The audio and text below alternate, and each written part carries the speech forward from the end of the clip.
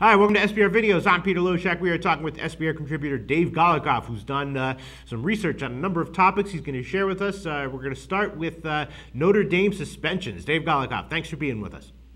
Thanks for having me. All right, so tell us what happened here. There's some suspensions at Notre Dame football, and what happened to their lines? Well, yeah, if you can believe it, Pete, there's been some academic fraud reported in Notre Dame. I mean, next thing we'll hear that there's drugs being taken on campus and that recruits are being wooed with hot chicks. But in short, what this means for bettors is that Notre Dame could be, it's not official yet, but it looks like it will be. Right now, it's just could. They could be without 4 key players for the season. 3 guys off their defense and a key reserve. We're talking about roughly 20% of their starting defense would be gone. I think that's a big deal for Notre Dame. Take a look back when they were a national championship contender. I think everybody could say that the strength of that team was the defense, and if they're going to get back there, they're going to need this defense, and I think this is a pretty big blow for them. All right, yeah, Notre Dame, a team that can easily become overvalued. So have their lines moved since this announcement?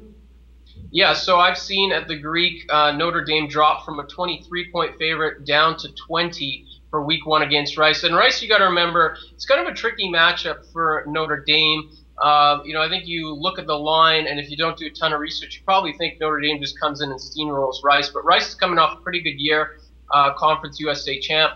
And then if you recall last year, early in the season, Rice kind of gave Texas A&M a game of things early in the year. And Texas A&M, I mean, we're kind of comparing apples to oranges here, but Texas A&M last year was better than Notre Dame is this year, and then you subtract 4 reserves from the mix. I think Rice could potentially push Notre Dame here if this news becomes official. You're getting about 20 with Rice. I think that makes sense. You take a look at where or how Notre Dame plays as a huge favorite like this. I took a look at something comparable. When they were favored at 21.5 to 31.5, they have actually failed to cover in 19 of the last 26 times in that scenario.